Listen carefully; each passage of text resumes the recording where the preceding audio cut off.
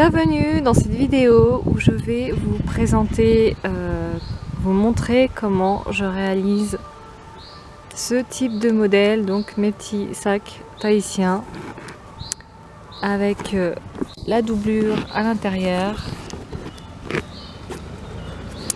ainsi que la anse pour pouvoir porter le sac sur l'épaule ou en bandoulière. C'est parti! Alors dans un premier temps, j'ai coupé mes morceaux de patronage du sac dont j'aurai besoin. Donc ça va être le haut du sac, le bas du sac et la matière que je vais coudre dessus. Donc je couds mon tissu tahitien sur cette matière rigide pour donner de la tenue au sac, pour éviter qu'il tombe, qui se replie sur lui-même quand je le poserai par terre.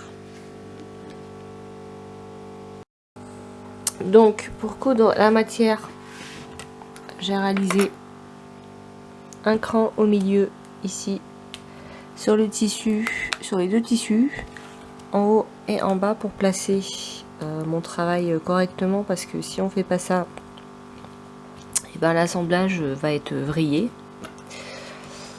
Et donc j'ai assemblé ça en étirant la matière au maximum pour pas que ça fasse un effet gondolé après avec un surplus d'embut. Et donc j'ai piqué tout autour au bord pour maintenir. Donc ici j'ai ma doublure avec mes deux parties. Donc ouverte en bas, puisque quand je devrais fermer ma doublure, je la fermerai en bas. Et les poches intérieures, donc que je plie en deux. C'est-à-dire que je coupe ma pièce en grand comme ça et je la replie sur elle-même, donc endroit contre endroit. Je viens coudre le tour en laissant une ouverture pour retourner ma poche. Donc après avoir cousu mon contour,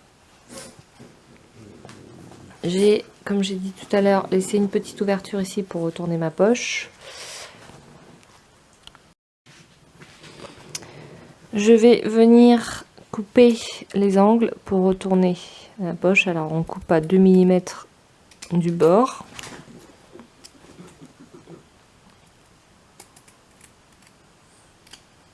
« 2 mm du bord de la couture, bien sûr.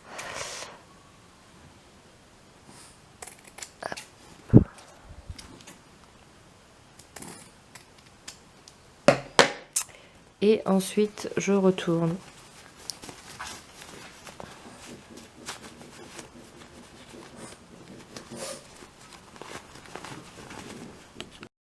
Donc quand je retourne, je fais en sorte de bien retourner mes angles avec mes doigts. Je travaille ça avec les doigts. Si toutefois vous n'y arrivez pas, vous prenez un tout petit objet pointu, un ciseau à bourron, pas à bout pointu parce que sinon ça va faire des trous dans le tissu. Donc un ciseau à bourron et vous poussez la matière pour que ça fasse un angle correct. Voilà, donc j'ai pris mon petit matos pour faire l'angle. Alors on voit bien que là c'est un bout rond, hein, c'est pas un bout pointu, hein, parce que sinon vous allez faire un trou dans la matière et vous allez être obligé de recoudre. Ça va vraiment être la galère et ça va vous décourager. Surtout si vous débutez.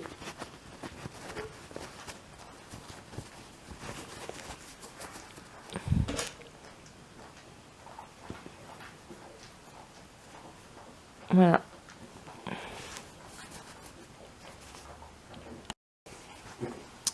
Ensuite, je suis venue repasser mon ensemble pour que ça fasse quelque chose de propre.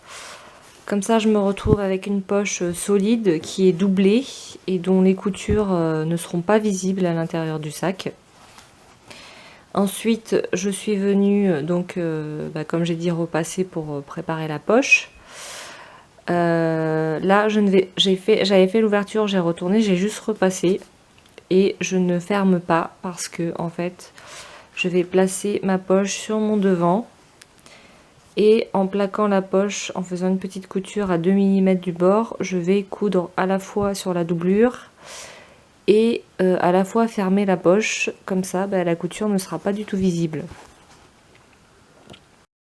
Alors, comment je place facilement et rapidement ma poche sur ma doublure? Là, j'avais fait un petit cran du milieu qui va me servir pour mon futur assemblage. Donc, je m'en sers comme repère. Donc je sais que mon cran, c'est mon cran du milieu. Donc je vais venir placer ma règle, qui est une règle de patchwork, mais vous pouvez aussi faire ça avec une feuille. Vous prenez une feuille A4, vous mesurez 5 cm, enfin la dimension que vous souhaitez. Moi c'est 5 cm. Et puis vous la placez comme ça, de manière perpendiculaire au cran et sur la coupe du haut de ma doublure. Ensuite, je prends ma poche. Alors, je sais qu'elle a été fermée, qu'elle a été pliée, donc pour pas avoir de couture en haut, je place mon pli en haut pour pas qu'il y ait la couture de visible dans mon sac. Je vais venir la plier en deux sur elle-même.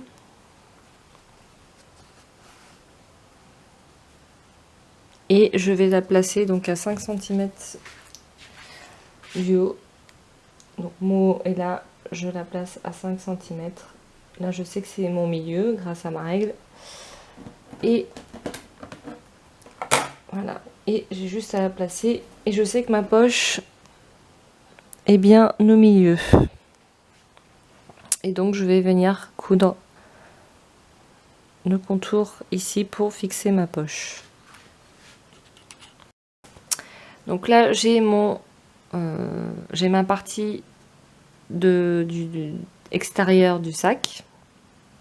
Donc j'ai commencé à assembler la fermeture dessus. Je ne montre pas comment j'ai fait parce que j'ai une vidéo dédiée à ce sujet que je vous invite à aller voir. De même pour comment arrêter la fermeture éclair. Là, il y a également une vidéo pour ça. Donc je vais passer à l'étape suivante pour assembler. Donc j'assemble ma doublure sur mon devant de sac. Alors donc j'ai monté ma doublure sur le sac et j'ai fait une surpiqûre. J'ai également posé ma griffe et j'ai réalisé une poche avant qui est doublée, le procédé exactement le même que la poche sur la doublure.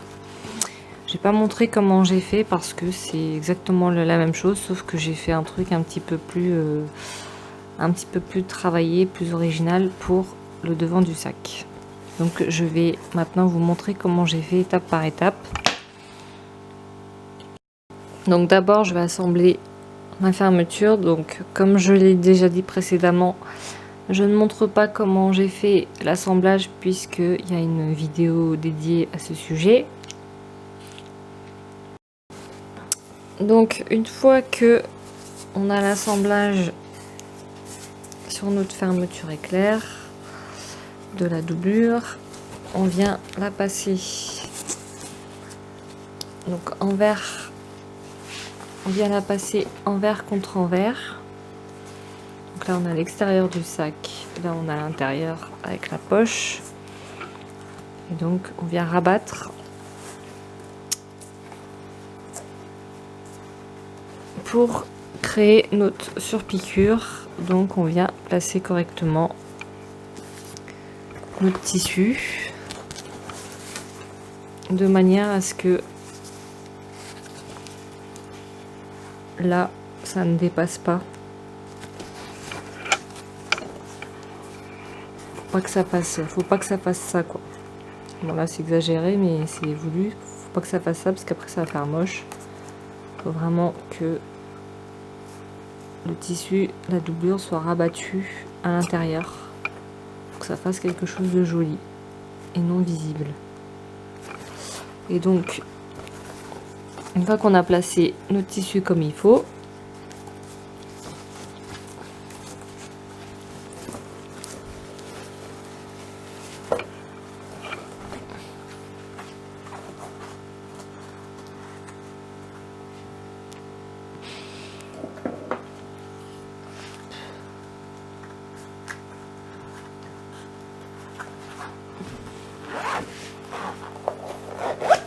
donc là faut tirer un petit peu parce que pour moi c'est deux matières complètement opposées, une matière épaisse avec une matière très fine.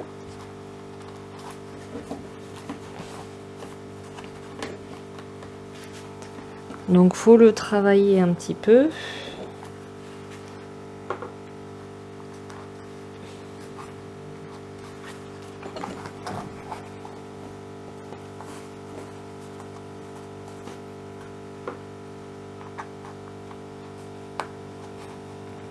Je maintiens avec des épingles pour me faciliter le travail. Comme ça, j'aurai plus qu'à coudre.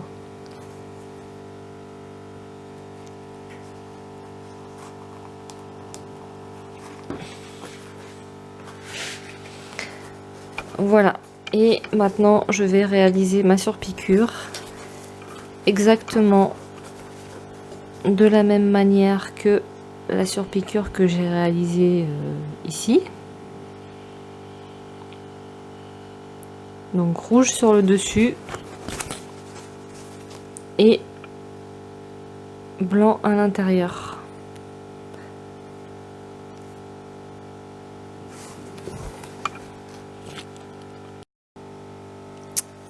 Voilà, donc l'assemblage complet est réalisé avec les surpiqûres. Je vais maintenant faire l'assemblage du bas. Donc mon morceau du bas, donc c'est toujours la même chose, hein. Je plie en deux, je réalise mon cran du milieu,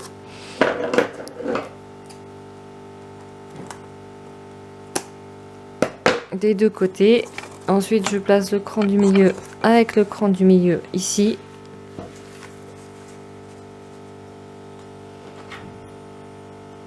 Hop. Et je vais assembler ma partie. Donc le bas de mon sac est bien assemblé. Donc là j'ai la partie extérieure et j'ai la doublure. Donc maintenant je vais venir fermer tout ça de manière à avoir mon sac et pouvoir le retourner. Avant je vais placer les petites boucles ici qui vont me servir à maintenir pour la anse. Et surtout on pense à ouvrir la fermeture éclair avant de faire l'assemblage parce que sinon après on ne pourra pas retourner le sac et il faudra tout démonter.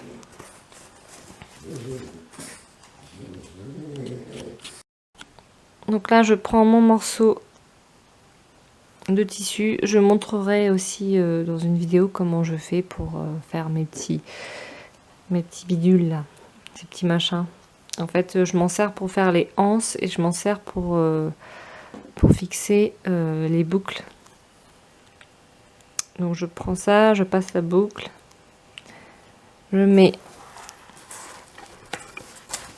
ça à l'intérieur, juste en dessous. Mon repère c'est ma surpiqûre, donc je sais que j'ai ma surpiqûre ici.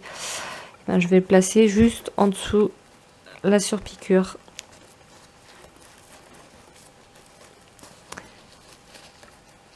Et je vais venir épingler, non pas avec une aiguille parce que ça passe pas, mais avec une pince. Alors là c'est pareil, ça fait super épais, donc la pince ça passe pas. Là. Donc ce que je fais, c'est que je la passe ici, parce que c'est plus fin. Et je la fais glisser là. Hop, pour que ça soit bien maintenu.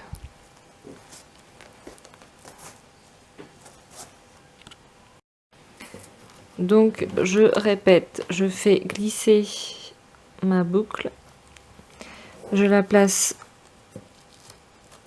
en dessous la surpiqûre. Et vu que ma matière est très épaisse, je ne peux pas placer la pince directement dessus.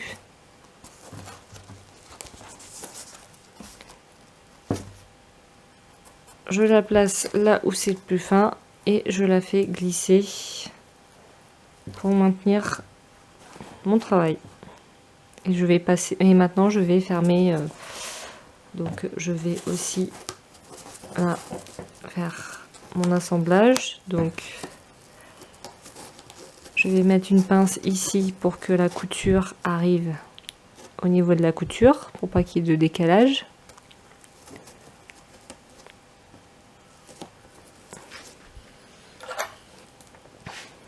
Après bon, s'il y a un décalage de 1 mm ou 2, c'est pas dramatique non plus.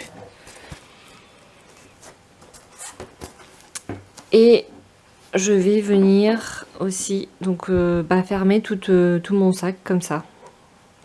Sauf en haut où je vais venir piquer une partie. Je vais m'arrêter à peu près là. Je vais faire la même chose ici et je vais laisser une bonne ouverture quand même pour pouvoir retourner le sac.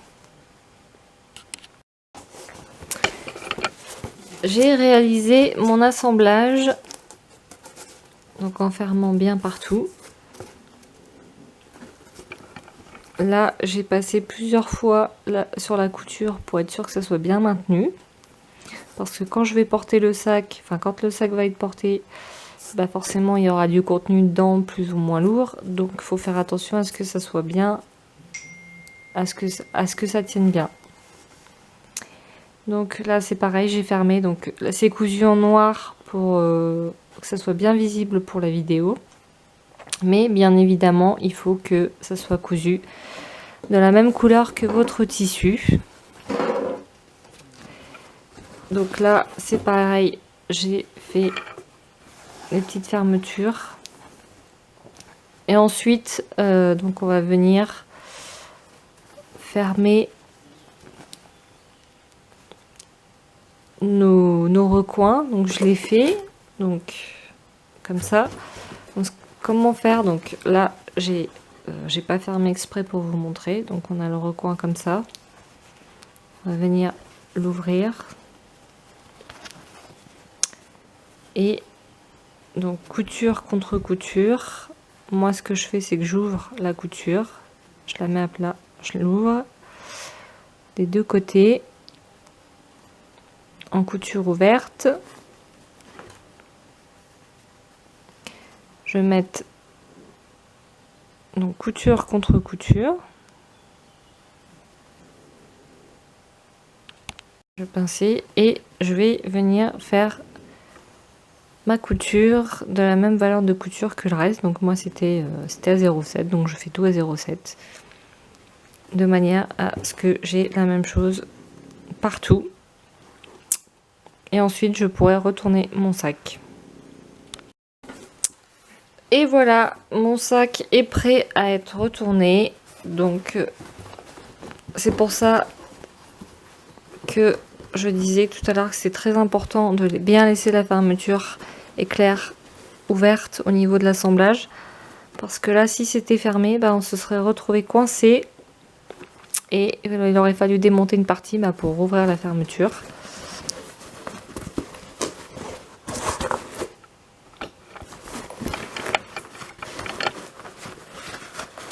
Donc on retourne tout ça.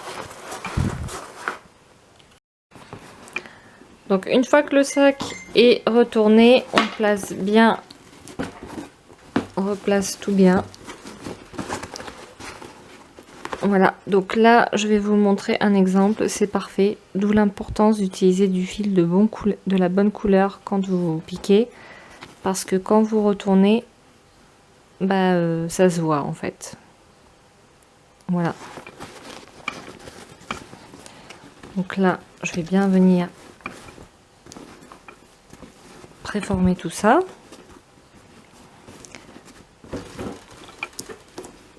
Là, j'ai bien retourné. On vérifie bien que ça soit bien solide, donc on n'hésite pas à tirer dessus pour tester un petit peu la solidité de la couture. Enfin, après tirer, il ne s'agit pas de tirer comme une malade, hein. C'est juste pour voir si c'est bien, si c'est bien pris à l'intérieur. Et donc là c'est pareil.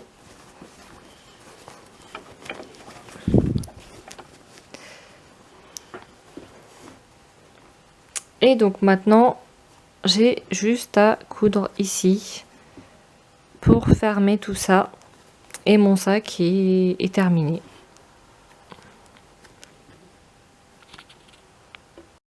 Donc là, comment on fait? En fait, on prend exactement la même valeur de couture que ce qui a été cousu.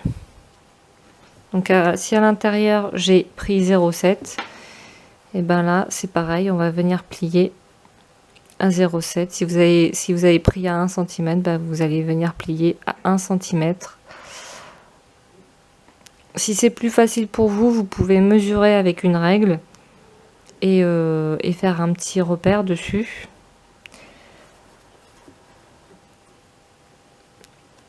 Hop, pendant tout le long, et ensuite on vient coudre à 2 mm du bord. Voilà, donc j'ai fermé ma doublure en réalisant la petite surpiqûre de fermeture. Alors moi j'ai choisi de faire ça comme ça, c'est-à-dire de réaliser l'ouverture du sac et la fermeture du sac en bas de la doublure pour que ça soit plus pratique. Mais si vous préférez, vous pouvez la faire sur le côté. Il y a des sacs où c'est fait sur le côté. Moi personnellement sur ce modèle là je trouve que c'est vraiment pas pratique parce que ça laisse très peu d'espace pour retourner le travail, et quand il y a peu d'espace pour retourner le travail, déjà on galère et il y a de très fortes chances d'arracher le tissu au moment, à force de tirer, d'essayer de laisser passer le morceau, surtout quand c'est des matières épaisses comme ça. Et ça risque de tout, la doublure va craquer et se déchirer et il y aura tout à recommencer. Donc je trouve ça dommage de gâcher le travail après avoir passé du temps dessus. Donc autant se faciliter les choses en faisant le plus simplement possible. Voilà, après vous faites comme vous voulez. Donc maintenant que c'est fait, je rentre ma doublure à l'intérieur, tout simplement.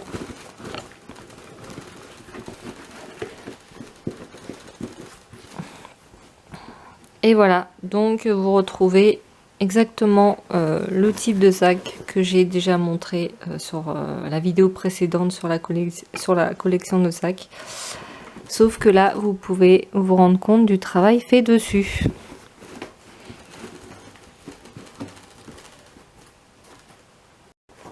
Mon tuto pour la réalisation de ce type de modèle de sac est terminé.